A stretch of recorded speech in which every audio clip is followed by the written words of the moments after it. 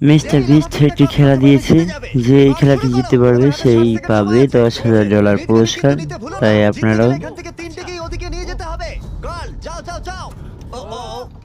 So আপনারা খেলাটা দিয়ে স্বস্তি দেখতে দেখেন। আশা করি আপনাদেরও ভালো লাগবে।